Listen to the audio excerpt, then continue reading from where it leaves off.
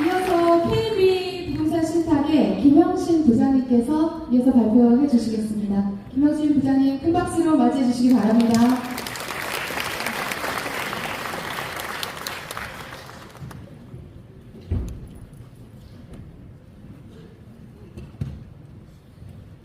안녕하십니까. KB금융그룹 KB의 김영신 부장입니다. 작년 12월 이후로 두 번째로 인사드린 것 같습니다. 반갑습니다.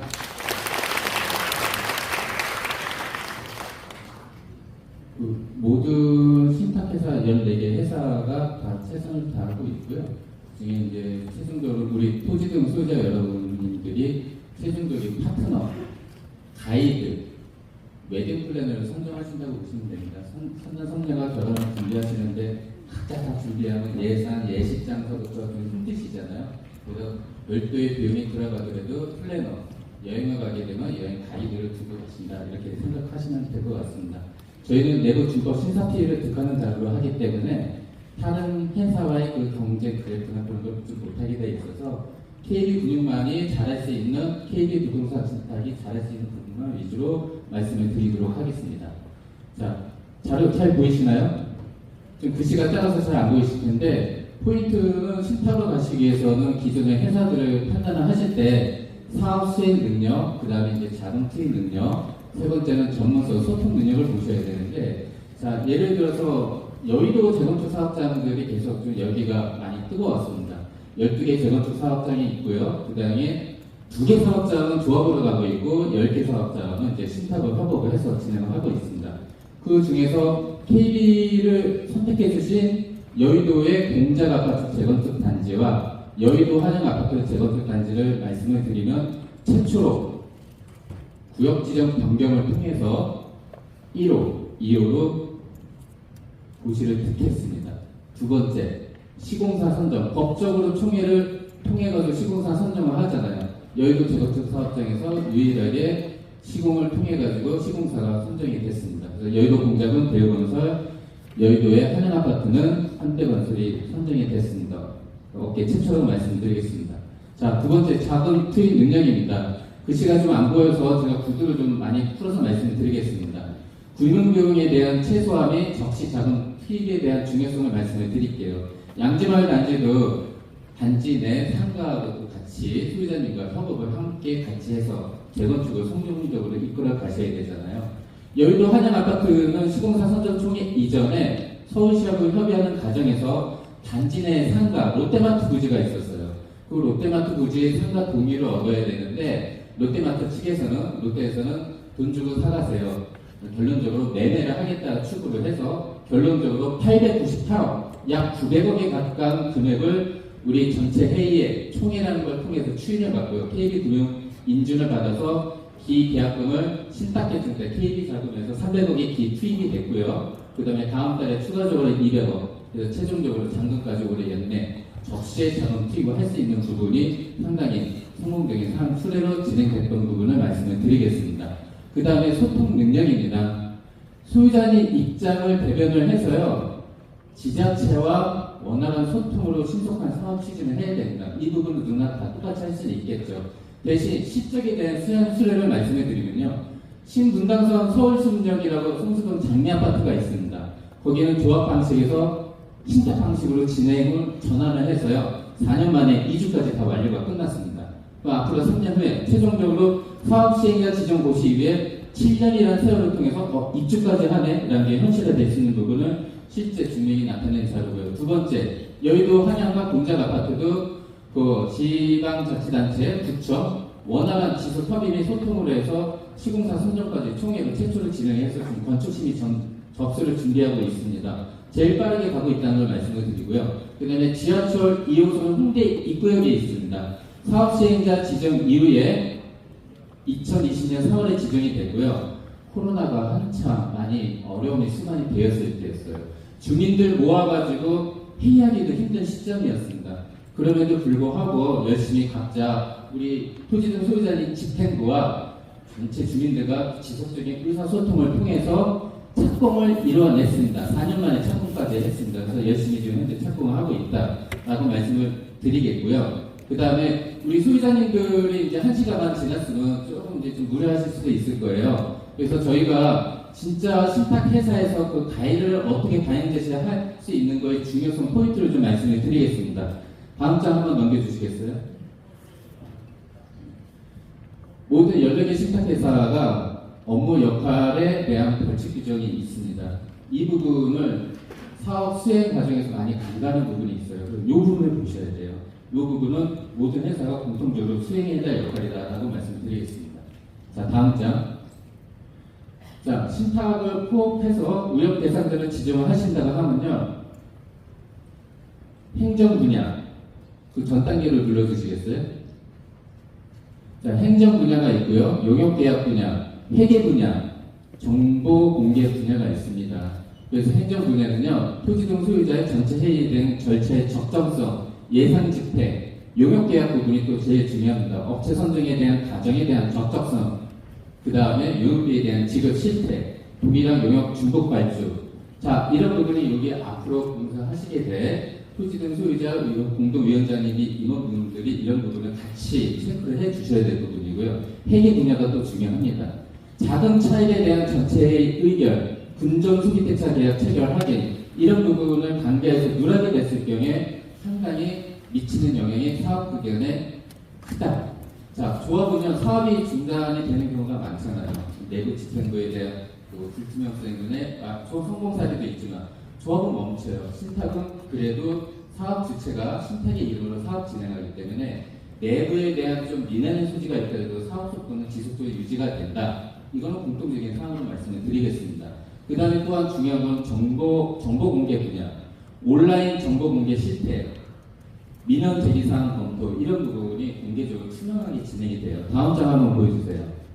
자, 이런 부분에 대한 시행 규정에 따른 정비사업위원회 임원에 대한 직무, 이런 것이 정비사업위원회 운영, 이런 부분이 같이 포함이 돼야 되는데 이거 쉽게 잘 될 것 같죠? 절대 그렇지 않습니다. 신탁 방식으로 전국적으로 진행되는 사업장에서도 이 누락으로 인해서 페널티나 징계를 하는 사례가 늘어나고 있다는 얘기죠. 다음, 용역계약 분야에서는 단계 규정 준수 여부, 그 다음에 업체 선정의 절차, 2차 지침서를 정비사업위원회에서 의결을 했는지 여부. 지금 현 시점에서는 법에 정해지지는 않습니다. 하위 규정에. 하지만 의협 대상자로 신탁회사를 뽑을 때 공정성을 해서 정말 잘할 수 있는, 최선을 다할 수 있는 회사의 파트너십, 이 또한 중요하다고 말씀을 드리겠습니다. 그 다음에 토지 등 소유자 전체에서 선정해야 되는 업체인지, 이런 부분도 다 보셔야 됩니다. 이런 공정성이 유지가 될 때 결론적으로 사업기간의 단축, 그 다음에 사업비에 대한 절감 유인이 이루어질 수 있다고 말씀을 드리겠습니다.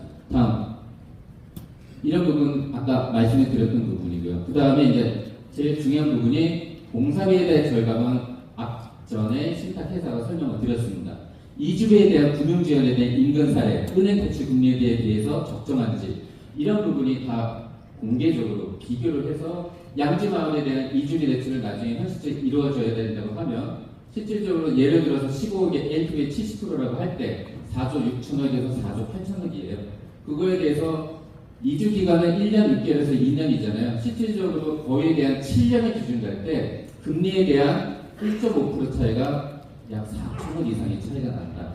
그러면 그 부분이 개인 1인당 소유 세대당 1억 가까이 이주비 금융비용이 차이가 날 수가 있다. 이 부분도 말씀을 드렸습니다. 다음, 회계 분야, 이 부분도 제일 중요합니다. 임원 및 토지 등 소유자 개인이 부담해야 될 부분, 이런 부분이 실질적으로 전체 회의에서 인증을 받았는지, 그 다음에 자금에 대한 차이, 이자율, 토지 등 소유자에서 우리 소유자 여러분들이 나중에 분담금으로 기속될 수 있는, 부담이 될 수 있는 계약 부분은 다 전체 회의, 총회라고 표현을 하죠. 이런 부분이 적정 절차를 이해해서 했는지, 이런 마스터에 대한 가이드라인을 잘 할 수 있는 회사를 판단을 하시면 되는 부분이고요. 다음, 정보 공개 분야, 이런 부분 중요합니다. 자, 정비사업 토지등서의 전체에서 선정을 해서 체결한 요역계약서 및 변경계약서들이 정상적으로 인터넷 등으로 공개한 사항이 있는지, 정보 공개를 잘 못해서 페널티를 받고 있는 회사들도 늘어날 수도 있는 게 현실이고요.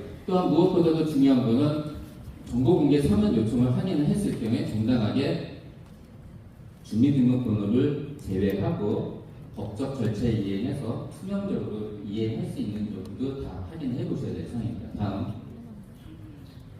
자, 벌칙 규정입니다. 이거는 회사만 해당되는 게 아니라 여기 계신 모든 토지 등 소유자님 및 임원분들도 해당됩니다. 벌칙이 제일 중요한 게 5년 이하 징역도 5천만 원의 벌금, 서면 동의서 위조가 제일 큽니다.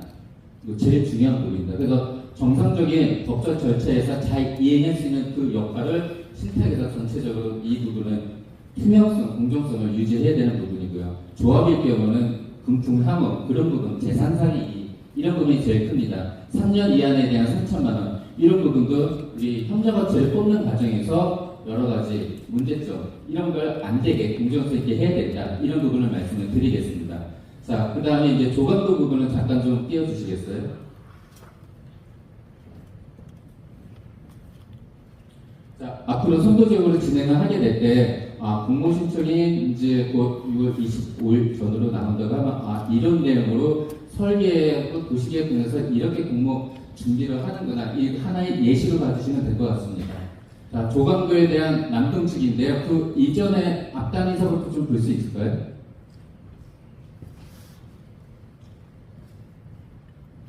자, 다음 장.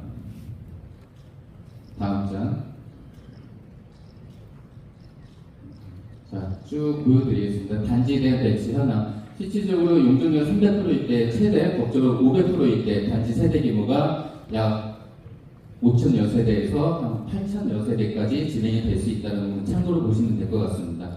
자, 앞으로 보시면요, 조감도의 남동측을 보시게 될 때, 이런 부분이 예시가 될 수도 있는 부분이 주어질 수 있습니다. 자, 현재 단지 내에 학교 부지가 2개가 있어요. 근데 단지 내에 정중앙에 배치가 되어 있습니다. 자, 동을 나중에 배치를 할 때 정부 관여 학교에 대한 일조건 때문에 층수를 좀 높일 수 있는 상향할 수 있는 부분이 제한을 받을 수도 있어요. 그래서 이 부분은 도시계획 측면에서는 필요에 따라서는 아래쪽으로 초등학교 교동부를 이전을 할 수도 있는 사항을 경우의 수를 두고 이유인즉슨 사업성을 증대하는 게 첫 번째 우선이지 않습니까? 그런 부분은 예시를 한번 고민을 해본 사항이 있고요. 다음, 이건 조감도 난축으로 볼 때의 전경 사항입니다. 다음, 자, 단지 계획에 대한 이제 스카이에 대한 부분도 향후에 반영이 돼야 될 부분인데, 스카이 커뮤니티나 복합이가 등 이런 것들은 일반적으로 다 들어갑니다. 그래서 지상 공간의 공원화로 다양한 테마 공간의 조성도 상부상으로 반영이 될 수 있는 부분이 주어질 수 있습니다. 다음, 자, 이 부분을 말씀드릴게요. 아까 단지 잠깐 보셨을 때 스카이라인, 그 브릿지를 이용해서 그 부분에 특화 부분이 들어가 있잖아요. 그래서 스카이라인지나 스카이 인피니티 풀, 하늘 도서관, 하늘에서 누릴 수 있는 절대적 가치에 대한 프리미엄도 우리 양지마을 소장님들이 누릴 수 있기를 기원합니다. 다음. 자, 단지 계획에 있어서요, 순회역에 대한 연계 방안은 앞단위에서도 공정회사에서 똑같이 고민을 한 부분이 있는 것 같습니다. 지상 이체 보행로에 대한 연결, 상업에 대한 커뮤니티, 이체 보행, 이런 거에 대한 단지 내 브릿지를 이용해서 연결할 수 있는 방법도 고민을 해야 될 수 있는 사안이고요. 두 번째, 지하철에 대한 연결, 지하 보행 통로, 이런 부분도 도시계획 층에서 고민해서 나중에 선정이 될 수 있는 고민적인 사항도 교감을 해서 성공적인 사업을 진행해야 될 걸로 예상이 됩니다. 다음. 자, 이런 부분이 있습니다. 이제는 세월이 흘러서 우리 시니어를 배려한 메디컬 피트니스, 이 또한 중요하게 생각하고 있고요. 서울시에서는 용적률 완화하는 부분에 이런 부분에 대한 포커스를 많이 지금 반영을 하고 있는 게 언론사 통해서도 나오고 있는 사안입니다. 다음.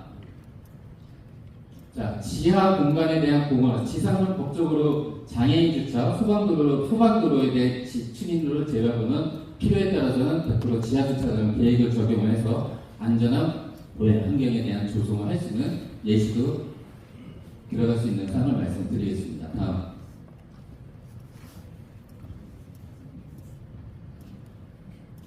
자, 이 정도로 마무리를 하고요. 마지막으로 딱 10분만 이 말씀을 드리겠습니다.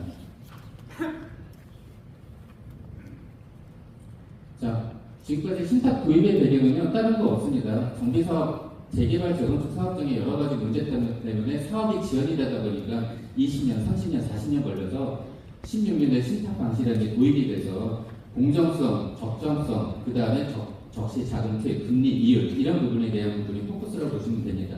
자, 그 조합과 신탁 방식 봤을 때 그 기간 차이 한번 말씀을 보여주시겠어요?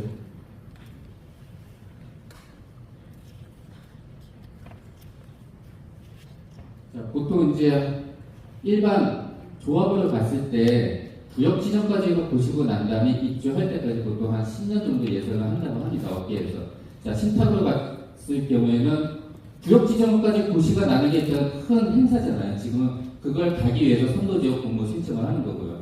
구역 지정 고시가 났어요. 그 다음에 7년 안에, 6년 안에 충분히 입주까지 가능할 수 있을 걸로 보고 있습니다. 그러면 시간 단축하기 위해서는 정보 공개 여러 가지 체크에 대해서 하는 것들을 문제없이 잘 달 수 있게끔 하는 게 첫 번째고요. 그 다음에 이주비 대출 금리 아까 잠깐 말씀을 드렸습니다. 이주 금리에 따라서 계략 비교하기 위해서 예상치인데요. 자, 양지마을이 약 4조 6천억 적용 시에 기존 평에 따라 각 세대당 대출 금액은 달라질 수가 있어요. 요거 간과하시면 안 돼요. 제일 중요한 부분입니다. 자, 4조 6천억에 대한 부분이 금액이 실질적으로 이주비 대출 금액에 투입이 되고 있는 상이고요. 금리 연 4%일 때, 5.5%일 때 금액이 1,800억부터 2,530억입니다. 그게 이주 기간 끝나고 나서 공사 기간 감안하면 한 7년 보셔야 되잖아요. 이 금액의 금리가 1.5% 차이 때 최대 4,830억 차이가 나는 거예요. 그 부분에 한 세대당 계산하면 이게 이주비에 대한 금융비용만 1억이라는 차이가 날 수 있는 부분이고요. 두 번째, 신탁 개정 때로 투입했을 때 그 금리 비교 한번 얘기해 주십시오. 띄워주실 수 있나요? 자, 사업비 대출입니다. 아까 전자에 말씀드렸듯이요. 예를 들어서 양지마을에 약 3조 정도의 사업비가 들어간다고 하면요. 공사비는 평균 70% 정도 토지시장이 차지할 수가 있겠죠. 그러면 2조 1천억이에요. 그건 신탁에서는요. 공사비를 많이 깎는 거에 대한 포지션이 아니고요. 현실적인 공사비 올라간 거에 대한 지적비는 유지를, 배동수익 유지를 하고요. 지적비가, 공사비에 대한 지적비가 퀄리티가 떨어지면 건물에 대한 퀄리티가 떨어질 수 있잖아요. 자, 지금까지 건설사에서 부담을 많이 고민을 했던 구용비용 조달을 간접비죠. 그 간접비를 신탁 금융기관과 같이 협업을 통해서 같이 공동의 노력으로 간접비를 줄이고자 하는 부분에 포커스를 두시면 됩니다. 거기에 따라서 허브 보증부 대출 통해서 3조 중에서 1조 5천억은 보증부 허브 보증서를 끊어서 1금융권에 찾아가서 대출을 인입히는 거예요. 허브 보증부는 보증서만 해주는 거지 허브에서 돈을 빌려주는 게 아닙니다. 그 보증서 가지고 1금융권 선의 경쟁을 해서 최대한 금리를 낮출 수 있는 걸 찾아야 되는 상황이고요. 그 나머지 정비사업, 법에 정해져 있는 정비사업 요용, 정비사업비는 50%는 허브 통해서 조달을 하고요.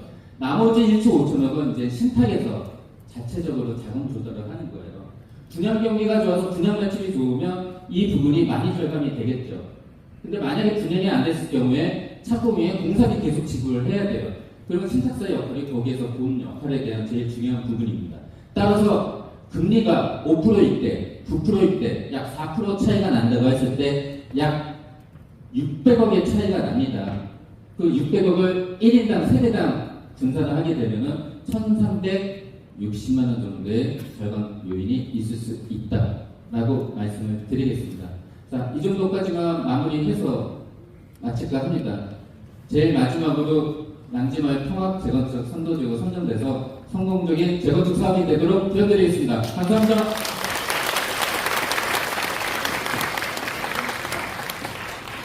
네, KB 부동산 신탁의 김영신 부장님이셨습니다. 다시 한번 큰 박수 부탁드립니다.